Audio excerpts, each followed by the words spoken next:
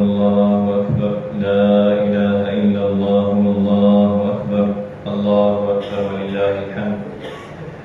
الحمد لله رب العالمين والعاقبة للمتقين والصلاة والسلام على سيدنا ونبينا محمد وعلى آله وصحبه أجمعين اللهم أرنا الحق حقا وارزقنا اتباعه وأرنا الباطل باطلا وارزقنا اجتنابه سبحانك لا علم لنا إلا ما علمتنا إنك أنت العليم الحكيم فأعوذ بالله من الشيطان الرجيم قل إن صلاتي ونسكي ومحياي ومماتي لله رب العالمين وقال الله تبارك وتعالى وما خلقت الجن والإنس إلا ليعبدون وقال تبارك وتعالى يا أيها الذين آمنوا أطيعوا الله وأطيعوا الرسول ولا تبطلوا أعمالكم صدق الله العظيم الحمد للہ رب العالمین. تمام تعریفیں اللہ رب العالمین کے لیے ہیں. اللہ تبارک و تعالیٰ کے فضل و کرم سے اس کی بے پناہ توفیق سے ہم آج اس کے گھر میں حاضر ہوئے ہیں اس مبارک دن میں اور اس مبارک مہینے میں کہ اللہ تبارک و تعالیٰ نے ہم پر یہ فضل و کرم کیا کہ ہمیں یہ مہینہ یہ دن اور یہ گھڑیاں عطا کی کہ ہم کس طرح ان مہینوں کو اس مہینے کو پاتے ہوئے ان دنوں کو پاتے ہوئے اپنی آخرت کی تیاری کا ذریعہ بنائیں. اللہ تبارک و تعالیٰ کی رضا کو تلاش کریں, اللہ تبارک و تعالیٰ کو راضی کریں. اور اللہ تبارک و تعالیٰ نے ہمارے لیے دین اسلام کو مکمل ضابطہ حیات بنایا. دین اسلام کو ہمارے لیے دنیا میں اور آخرت کی کامیابی کا ذریعہ بنایا. نبی کریم صلی اللہ علیہ وسلم کی اسوہ حسنہ آنے والے قیامت تک کے انسانوں کے لیے رہنمائی ہے. آپ علیہ الصلاۃ والسلام نے اللہ تبارک و تعالیٰ کا یہ قول فرما دیا حجۃ الوداع کے موقع پر اس مہینے خطبہ حجۃ الوداع میں کہ اللہ تبارک و تعالیٰ نے فرمایا الیوم اکملت لکم دینکم واتممت علیکم نعمتی ورضیت لکم الاسلام دینا, کہ آج تمہارے لیے تمہارا دین مکمل ہوا اور اللہ تبارک و تعالیٰ نے دین اسلام کو تمہارے لیے پسند کیا. ورضیت لکم الاسلام دینا, تمہاری تمام نعمتیں تم پر مکمل کی گئیں کہ گویا اللہ تبارک و تعالیٰ نے دین اسلام کو ہمارے لیے مکمل ضابطہ حیات بنایا. ہماری زندگی گزارنے کا طریقہ کہ اس میں کوئی چیز ہمیں ہمارے لیے نہیں چھوڑی کہ ہم جس میں ہمارے لیے رہنمائی نہ ہو, مکمل ضابطہ حیات بنایا. اور آپ علیہ الصلاۃ والسلام نے اپنے خطبے میں فرمایا وَسَتَلْقَوْنَ رَبَّكُمْ فَيَسْأَلُكُمْ عَنْ أَعْمَالِكُمْ, کہ ان قریب تم اپنے رب سے ملو گے, وہ تم سے تمہارے اعمال کے بارے میں سوال کرے گا کہ تمہارا ایمان اور ایمان کے بعد تمہارا عقیدہ اور عمل کس طرح تھا, کہ تمہارا عمل جو ہے وہ اللہ رب العالمین کی رضا اور اللہ رب العالمین کی فرما برداری والا تھا یا اس کی ناراضگی اور نافرمانی والا عمل تھا.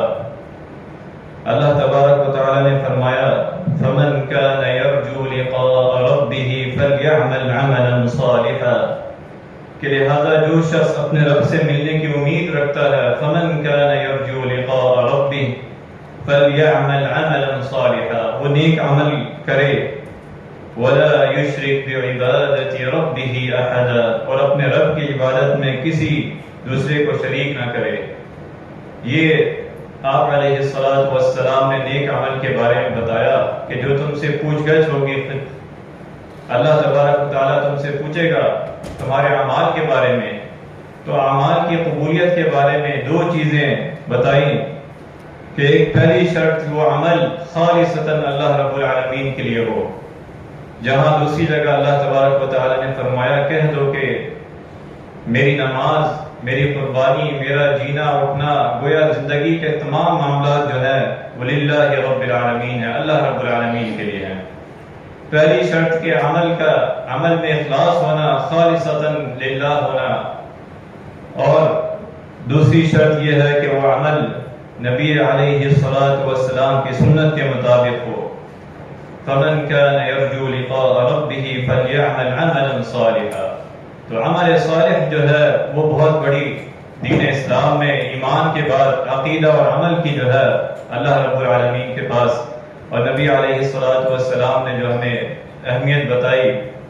کہ اللہ تبارک و تعالی جو ہے تمہاری ظاہری شکلوں کو، تمہارے جسموں کو نہیں دیکھتا۔ فرمایا ان اللہ لا ينظر الى صورکم واموالکم ولكن ينظر الى قلوبکم واعمالکم انما الاعمال بالنیات، کہ اللہ تبارک و تعالی تمہاری شکلوں کو، تمہارے مال اور تمہارے جسموں کو نہیں دیکھتا، وَلَكِنْ يَنْظُرُ إِلَىٰ قُلُوبِكُمْ وَأَعْمَالِكُمْ، جو اللہ رب العالمین کو مطلوب ہے اخلاص، وہ تمہارے دل کے اندر ہے، اور تمہارا عمل ہے جو اللہ تبارک تعالیٰ کو مطلوب ہے۔ وہ عمل میں اخلاص ہونا چاہیے، للہیت ہونی چاہیے، اور وہ عمل نبی کریم صلی اللہ علیہ وسلم کی اسوہ حسنہ کے مطابق ہونا چاہیے۔ آپ علیہ السلام نے مزید فرمایا کہ ہر جمعرات کو اور سوموار کو اعمال پیش کیے جاتے ہیں، چنانچہ اللہ تبارک و تعالی ہر اس شخص کی مغفرت کر دیتا ہے جو اس کے ساتھ کسی کو شریک نہ کرے، ولا یشرک بعبادۃ ربہ احدا، کہ اللہ رب العالمین کے ساتھ کسی کو شریک نہ کرے سوائے اس آدمی کے کہ اس کے اور اس کے بھائی کے درمیان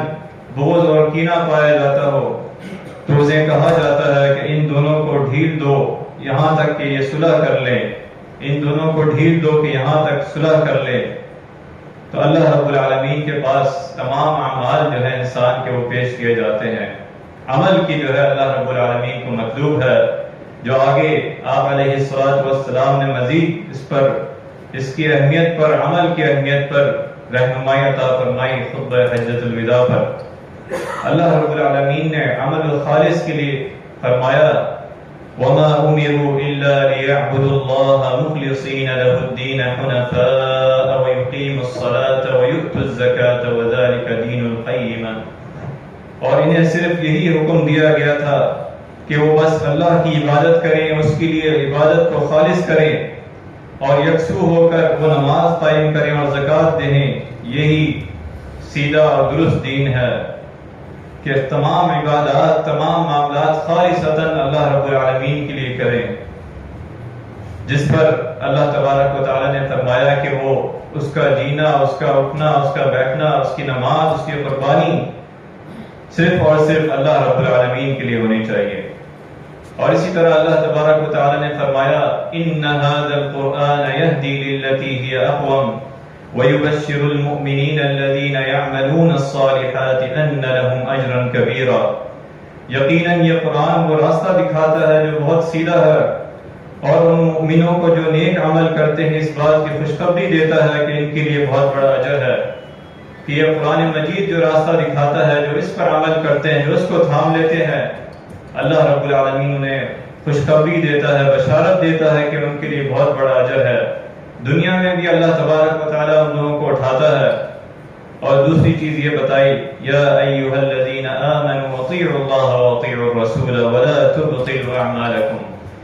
اے ایمان والو تم اللہ کی اطاعت کرو اور رسول اللہ صلی اللہ علیہ وسلم کی اطاعت کرو، اور اپنے عمل کو جو ہے وہ تباہ نہ کرو، غارت نہ کرو۔ تو ایک اللہ تبارک و تعالیٰ کی کتاب، اور دوسرا اس کے نبی علیہ السلام کی اسوہ حسنہ، یہ مکمل ضابطہ حیات ہے، جس کے بارے میں آپ علیہ السلام نے خطبہ حجۃ الوداع کے موقع پر فرمایا فَعَقِلُوا أَيُّهَا النَّاسُ قَوْلِي، اے لوگوں میری باتوں کو اچھی طرح سمجھ لو، فَعَقِلُوا غور کر لو، سمجھ لو، أَيُّهَا النَّاسُ قَوْلِي میری باتوں کو، فَإِنِّي قَدْ بَلَّغْتُ میں نے یقیناً اللہ کا دین آپ تک پہنچا دیا ہے، مکمل دین پہنچا دیا ہے اللہ تبارک و تعالیٰ کی طرف سے۔ پھر فرمایا وَقَدْ تَرَكْتُ فِيكُمْ مَا لَن تَضِلُّوا بَعْدَهُ إِن تَمَسَّكْتُمْ بِهِ، اور میں تم میں ایسی چیز چھوڑ کر جا رہا ہوں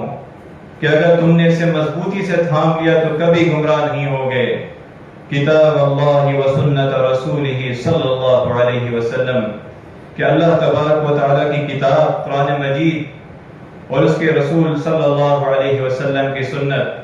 ان دونوں چیزوں کو مضبوطی سے تھام لو تو کبھی گمراہ نہیں ہوگے۔ دین کو آپ تک مکمل پہنچا دیا۔ اليوم اکملت لکم دینکم واتممت علیکم نعمتی ورضیت لکم الاسلام دینا۔ اور اللہ رب العالمین نے یہ دین اسلام آپ کے لیے مقرر پسند فرمایا۔ مزید آپ علیہ الصلوۃ والسلام نے فرمایا ما ترکت شیئا یقربکم الی اللہ ویبعدکم عن النار الا امرتکم بہ، میں نے تمہیں ہر اس بات کا حکم دے دیا ہے جو تمہیں اللہ کے قریب اور جہنم سے دور کرنے والی ہو۔ وما ترکت شیئا یقربکم الی النار ویبعدکم عن اللہ الا ونہیتکم عنہ، اور تمہیں ہر اس بات سے روک دیا جو تمہیں جہنم کے قریب کرے اور اسے اور اللہ تبارک و تعالی سے دور کرنے والی ہو۔ تمام چیزیں تم تک پہنچا دی، دین کو مکمل کر دیا۔ اس کے بارے میں امام مالک رحمہ اللہ فرماتے ہیں من ابتدع فی الاسلام بدعة يراها حسنة فقد زعم ان محمد صلی اللہ علیہ وسلم خان الرسالة۔ اقرأوا قول الله تبارك وتعالى اليوم اکملت لکم دینکم واتممت علیکم نعمتی ورضیت لکم الاسلام دینا، کہ جس نے اسلام میں کوئی بدعت ایجاد کی، کوئی نیا طریقہ ایجاد کیا، پھر یہ خیال کیا کہ یہ اچھا کام ہے، تو اس نے گویا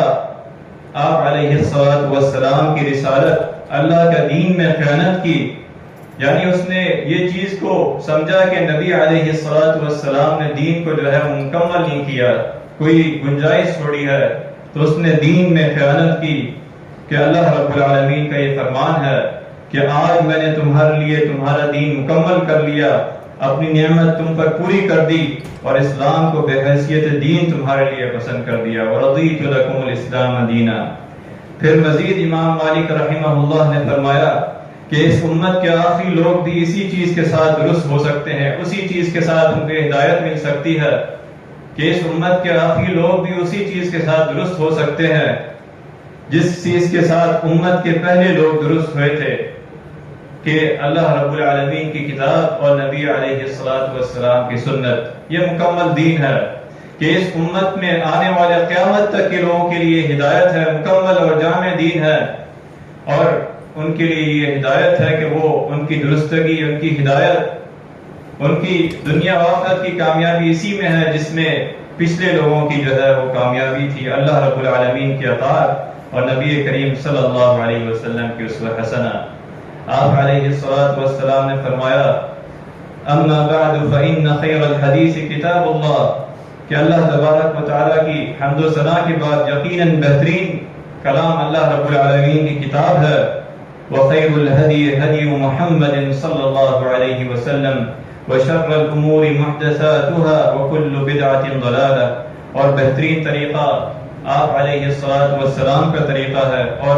ہر امور میں سب سے برا کام وہ جسے دین میں ایجاد کیا گیا وہ بدعت ہے، اور بدعت جو ہے وہ گمراہی ہے، جو اللہ رب العالمین اور نبی علیہ الصلوۃ والسلام کی سنت کے خلاف ہو، وہ اللہ تبارک و تعالیٰ کے ہاں قبول نہیں ہے۔ پھر مزید آپ علیہ الصلوۃ والسلام نے فرمایا علیکم بسنتی وسنت الخلفاء المہدیین الراشدین تمسکوا بها، تم میری سنت کو لازم پکڑو اور اسی طرح ہدایت یافتہ راہ راست پر چلنے والے خلفاء طریقے، ان کے طریقہ پر ضرور عمل کرو، یہی کامیابی کا راستہ ہے، یہی دنیا و آخرت کی کامیابی کا ذریعہ ہے۔ آپ علیہ الصلوۃ والسلام نے خطبہ حجۃ الوداع کے موقع پر جو دو اہم باتیں فرمائی، یا ایھا الناس ان ربکم واحد وان اباکم واحد